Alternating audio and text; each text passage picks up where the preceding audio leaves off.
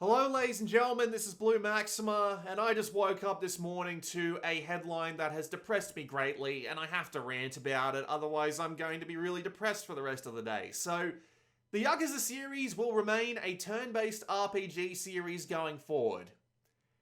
I find this to be a universal negative. I don't think there's anything they can do to fix that without breaking something else that made Yakuza great in the first place.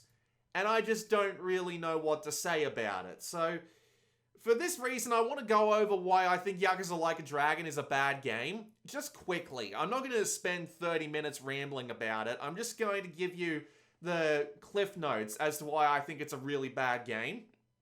The combat system sucked because not only did it lack a lot of really needed depth to make a turn-based RPG really work, there were so many minor niggles with it that just didn't make any sense. Like, being able to be blocked by dudes unless you have automatic mode turned on, which just removes that entirely, in which case, why have it at all? The fact that area of effect attacks are just really fucking hard to do because enemies move around at random, and so a AoE attack that you select and then activate might not work by the time you're able to actually get up to the deployment phase of it, and then the enemies can just do the same to you because everyone just warps closer together, and it just drives you insane. Things like the physics getting in the way, like not being able to hop over certain rails, or having an enemy knocking an enemy into a friend, which gets knocked into a taxi, which knocks them out. Bullshit like that. That actually happened to me once. That was absolutely obnoxious.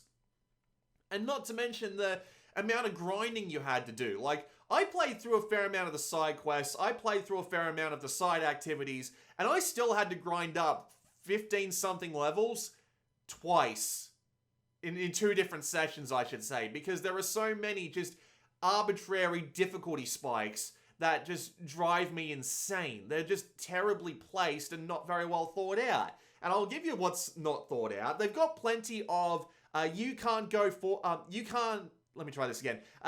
There are screens that are like, are you sure you want to continue? And you always think, oh, a big fight's coming up. Oh, I'm gonna need to stock up a little bit for this.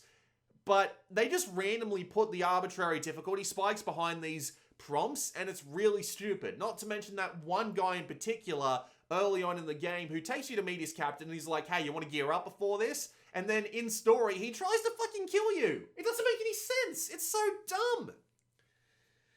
But let me tell you what else is dumb. The side quests. The writing is boring. The design of them is really boring. There's not very many of them. And they all just kind of suck. The writing isn't very good because none of them are anywhere near as interesting as the other games. The design isn't as good because there are so many that end up just being wander around, end up in a fight with someone, and that's it. And the ones that aren't particularly great. There's only like one or two I can remember. And that would be the one where you're going around and checking out Onamichi statues, some of which have been turned into bombs.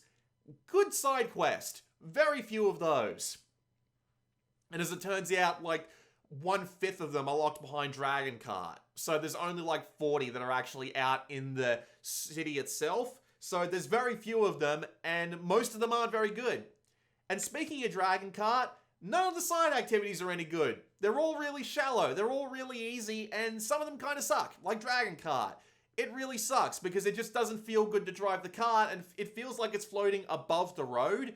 And all you need to do is upgrade the top speed cart once or twice and you're done. The money-making game, where you're like buying out businesses and what have you. Really easy. Just get a couple of dudes off the side of the road and everyone else just kind of filters in and makes it really frustrating because you make so much money off it. The whole can quest thing is so boring because once you know the map, you can just autopilot your way through it.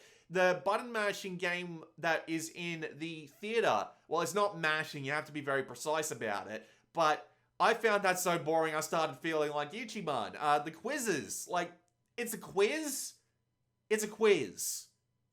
And one of them was kind of neat because it actually relies on old story beats, so you needed to have played through the game in order to know them, at least off the top of your head, but the rest of them were just general knowledge quizzes that I just ended up repeating through over and over again because it was just that boring. And there were a few others, but like those were the main ones. Those were the big ones that they really wanted you to do because they'd like plop a side quest in front of you. And it's like, okay, these are all terrible. And Ijincho is just such a boring city to explore. Most of it is just grey, big buildings, very little in the way of memorable areas. Like, there are so many places I can think of in Kamurocho or Sotenbori that are memorable. Like the bridges in Sotenbori or Kamurocho, how you've got the main street. I can picture the main street past the sign in my head, but I can't get any sort of similar image from Ijincho without the whole thing being a blur. It's just so unmemorable and such a bore to explore. And not to mention the things that would encourage you to do that, like the dungeons, which are just boring repeats of enemies you've already seen, or the bestiary, which is a bestiary, what's the point? Or the part-time hero stuff, which is just, again, fetch quests more than anything else. It's such a dull JRPG. And then I'm looking at the comments of this one on Reddit, and it's like, while Like a Dragon is really good, it's still sad for me since it was the beat 'em up that got me hooked. And it's like, what were you playing? What were you smoking at the time you were playing Yakuza to not realize all the problems in Like a Dragon? Like a Dragon is one of the best JRPGs ever made. Bullshit. Absolute bullshit. You would willingly put this up there with games like Persona 4 and Final Fantasy 7. It's not even close. It's so far removed from what makes JRPGs good. But let me tell you the reason why I really made this video, this rant, because here's what I think is going to happen with the next sequel to Like a Dragon.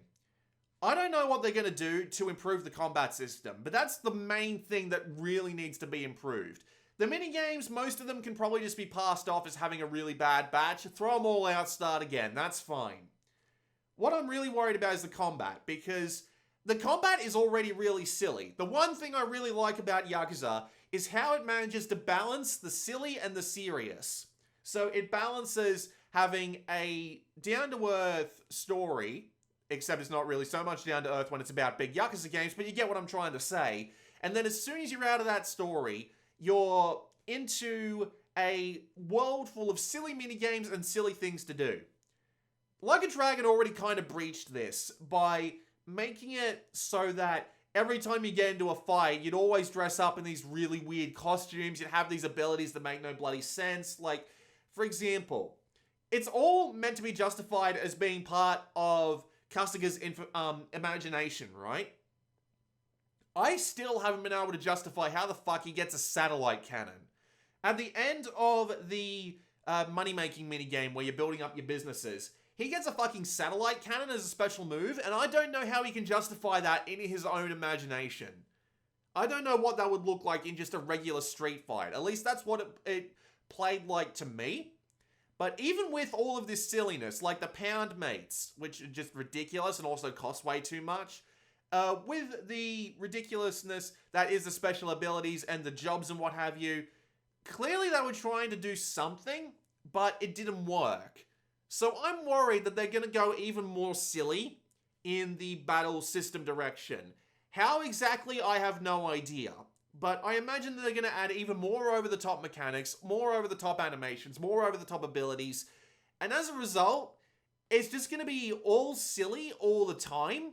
Because people were sold games like Yakuza 0 on clips like Nugget the Chicken, and how you could fight a bunch of people wearing diapers in Yakuza 2. They brought that back in Yakuza 7, but Yakuza 7 just wasn't anywhere near good enough to maintain that balance. So when I played through that scene again, because it's basically just a carbon copy of what happened in Yakuza 0, or Yakuza 2, I should say, sorry.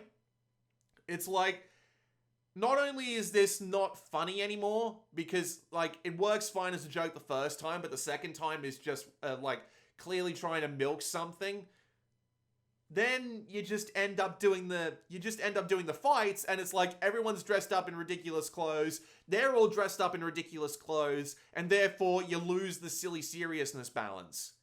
So I don't know what they're going to do with the battle system, but I really think they're going to fuck it up. And that's why I'm really disappointed that the turn-based RPG system is going to stay. And I'm so disappointed too. I've played through all the mainline Yakuza games. Some twice. And Why? Why? You had such a good thing going. You really did. But this is just going to... I honestly think this is going to kill the series.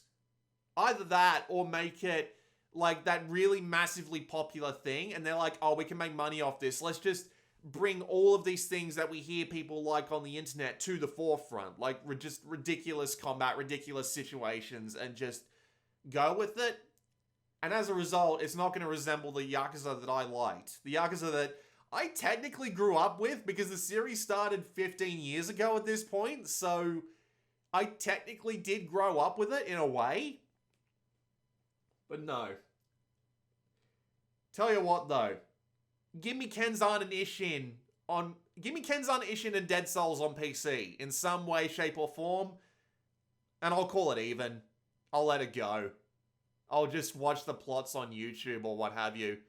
There are so many other things I could complain about with Like a Dragon too. Like, it's definitely not going to be about the Yakuza anymore. I'm not going to say how the story ends, but trust me, it's not going to be about the Yakuza anymore. At least I bloody hope not. Unless they're magically going to introduce another Yakuza group that is suddenly more powerful than the Tojo Clan and Omi Alliance ever were, despite the fact that they're supposed to be the two biggest Yakuza gangs in Japan. Or how things like... I like how they did things like how you start out really poor, but as soon as you get to the money management minigame, that just goes out the window, but then suddenly you need millions of yen to get anything done. I'm worried they're going to be pulling shit like that again, and it's not going to be fun. But yeah, anyway, I'm going to shut up, because this is just meant to be a small bonus video. I've already got next week's video set up, so see you next week for 88 Heroes on Vita, Wreckfest on PS5, and more Gundam Breaker 3, unless another video opportunity pops up. See ya.